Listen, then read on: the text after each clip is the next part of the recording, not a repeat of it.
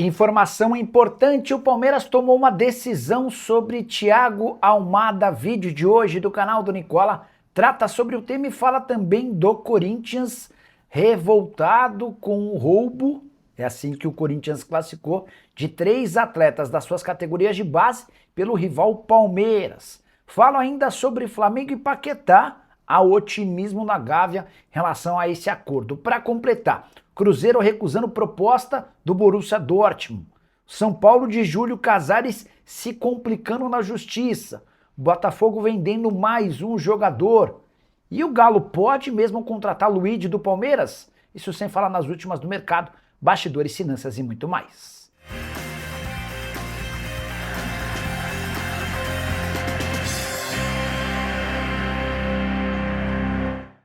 Fala aí pessoal, sou Jorge Nicola, bem-vindos a mais um vídeo do canal. Sempre bom ter vocês por aqui, sem perder tempo, pedir para deixar like, se inscrever no canal e ativar as notificações. Bora direto com um giro de notícias para contar que Cauã Diniz, jogador que pertencia ao América, estava nos planos de Corinthians e Botafogo, é novo reforço do Red Bull Omiya Ardija do Japão. O contrato foi assinado nessa quarta-feira e ele já está a caminho da equipe japonesa. Já a venda de ingressos para Flamengo e Corinthians para a decisão da Supercopa do Brasil começa nessa quinta-feira. Já são 103 mil torcedores com biometria facial cadastrada. Vale a lembrança de que a decisão está marcada para 1º de fevereiro no Mané Garrincha.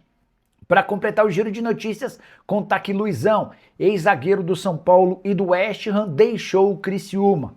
Ele está livre no mercado, foi procurado por times da Ásia e de Portugal, mas dá preferência à continuidade no Brasil. Já o Santos anunciou a contratação do volante Gabriel Menino, que chega por empréstimo junto ao Atlético. Em suas redes sociais, o Peixe se referiu a essa contratação da seguinte maneira, abre aspas, o menino chegou para jogar com os meninos da Vila.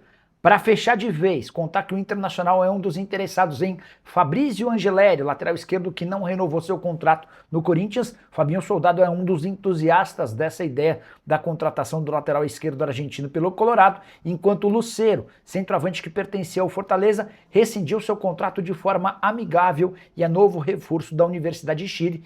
O Lucero era um dono de um dos maiores salários do elenco do Lion, ganhando na casa dos 700 mil mensais.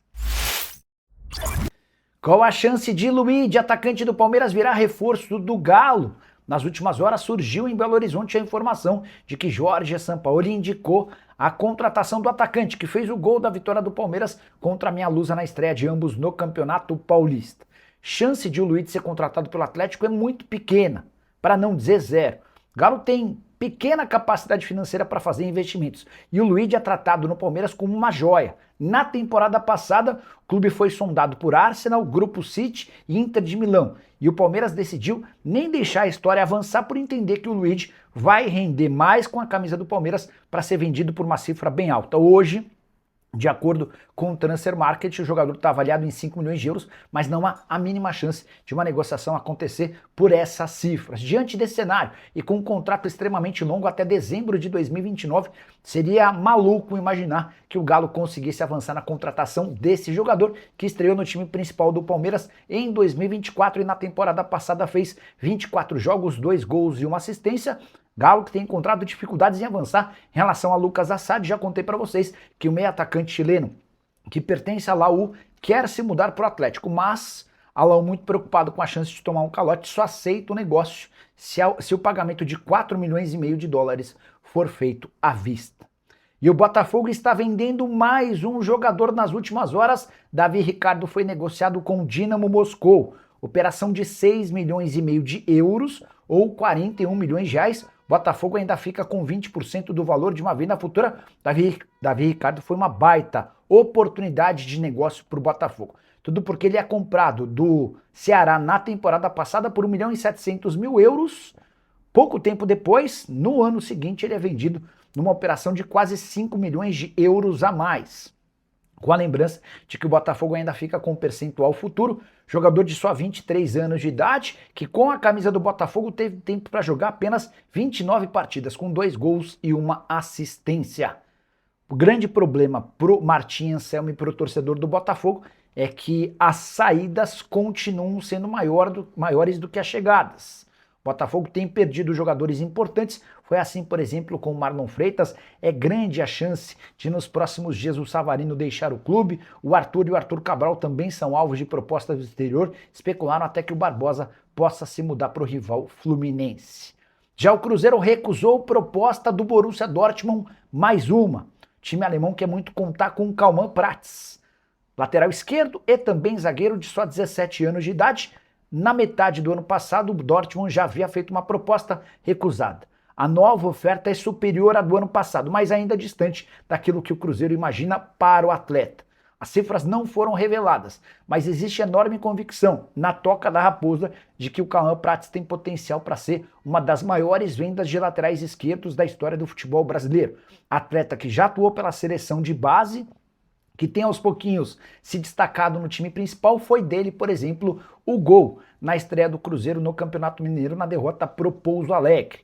Antes havia disputado 13 partidas sem marcar gols. Jogador de enorme potencial com um contrato até dezembro de 2027. Você, na condição de dirigente do Cruzeiro, venderia o Cauã por quais cifras? Use o espaço para comentário e registre a sua opinião. Novidade importante sobre a votação do impeachment de Júlio Casares, marcada para essa sexta-feira. O presidente do Tricolor tentou, sem sucesso, derrubar uma liminar que mudou as condições da reunião. Só para lembrar, 57 conselheiros do São Paulo haviam pedido essa reunião para votar o impeachment do Júlio. Ontem, Aires de Abreu, presidente do Conselho Deliberativo, determinou que a votação aconteceria apenas de forma presencial e que, para que o Júlio fosse excluído do clube, haveria necessidade de 191 votos a favor do impeachment. Pois bem, uma advogada torcedora do São Paulo foi à justiça e, através de uma liminar, conseguiu a possibilidade da votação de forma híbrida, ou seja, conselheiros vão poder votar presencialmente ou à distância. Outra questão importante, o número de votos para a saída do Júlio também diminuiu. Em vez de 191 votos, serão necessários 170. E foi isso que o Júlio Casares e sua diretoria tentaram caçar na justiça, o que não aconteceu. É possível que até sexta-feira, às 18h30, horário marcado para a reunião, o Júlio faça mais uma tentativa na justiça para tentar barrar essas novidades que alteram consideravelmente sua situação. Se o Júlio tivesse a votação apenas presencial, a chance dele se manter no cargo de presidente era muito grande. Com essa exceção que permite a votação à distância, as chances de o Júlio cair aumentam consideravelmente, especialmente por conta da redução em 21 votos. Uma coisa é precisar de 191 dos 265 votos de conselheiros. Outra coisa é precisar de 170 votos. O pessoal da oposição está bastante otimista com a possibilidade de queda do Júlio Casares se essas decisões na justiça se mantiverem. Você, torcedor do São Paulo, espera pela saída do Júlio Casares ou pela manutenção? Use o espaço para comentário e registre a sua opinião, beleza? Hora de falar sobre o Flamengo, animado com a possibilidade de acertar a compra em definitivo do Paquetá até o fim dessa semana. A operação segue sendo bem complicada, mas o Paquetá tem feito todos os esforços do mundo para não permanecer no West Ham. O jogador faltou ao treino dessa terça-feira e nessa quarta se reapresentou para uma conversa franca com o Nuno Espírito Santo. Ele disse ao técnico português que não tem mais vontade em continuar na Inglaterra. Ele inclusive chegou a recusar a possibilidade de se mudar para o Tottenham. Outras alternativas que poderiam surgir também estão descartadas. O Paquetá deixou bem claro para o técnico português do West Ham que quer voltar ao seu país, ainda que precise abrir mão de dinheiro. Ele explicou toda a situação pela qual passou, com direito à investigação na Federação Inglesa, por uma suposta participação em esquema de apostas esportivas, e ele disse que só vai conseguir recuperar sua felicidade voltando ao Flamengo. Entre Flamengo e Paquetá está tudo absolutamente certo. Falta o sim do West Ham. A primeira proposta do Flamengo de 30 milhões de euros mais 5 em bônus foi recusada. O Flamengo já acenou com a possibilidade de alcançar até 40 milhões de euros. O West Ham bate na tecla de que gostaria de 49 milhões de euros, liberando o Paquetá apenas no fim da atual temporada europeia, ou seja, no mês de julho. Importante registrar que, se depender do Paquetá, a tendência é que essa situação seja resolvida ainda nessa semana. E o Corinthians está revoltado com o Palmeiras e acusa o adversário de ter lhe roubado 3 jogadores das categorias de base. O pior é que João Paulo Sampaio, gerente da base alviverde, confirmou que tirou 3 atletas do Corinthians e tirará mais. Só para lembrar que essa treta começa no ano passado, quando o Corinthians, entre aspas, rouba um jogador da base do Palmeiras. Na oportunidade, ambos os clubes estavam integrados, faziam parte do movimento dos clubes formadores. Movimento esse que é presidido pelo João Paulo Sampaio, o gerente da base do Palmeiras. O João ficou revoltado com a saída desse atleta, até porque existia um código de ética entre os clubes, para que não se tirasse jogador da base de um rival integrante do MCP. A partir daí o Corinthians foi excluído do movimento dos clubes formadores e passou a ser punido com não convite a vários torneios de categorias de base. João Paulo Sampaio se defende dizendo que esperou por um ano para que o Corinthians fosse punido. Como não existiram punições, o Palmeiras foi e tirou 3 atletas da base do Corinthians. E o João Paulo Sampaio promete tirar mais. Já percebi nas redes sociais torcedores do Corinthians exigindo que o Timão tome providências e tente se juntar à CBF e eventualmente a outros clubes para demonstrar ou acusar o Palmeiras e João Paulo Sampaio de se beneficiarem dessa relação que o João Paulo tem com o movimento dos clubes formadores. Só para completar o noticiário alvinegro, registrar que o Corinthians vai pagar pelo empréstimo de Matheus Pereira, volante que chega do Fortaleza. Essa informação eu já tinha contado para vocês. A novidade é que Rian, atleta do Corinthians, será emprestado sem custos para o Fortaleza como parte dessa negociação com opção de compra. A saideira do Corinthians, Antônio Oliveira, ex-comandante do Timão, decidiu processar o Corinthians cobrando R$500 mil que não foram pagos após sua demissão em 2024.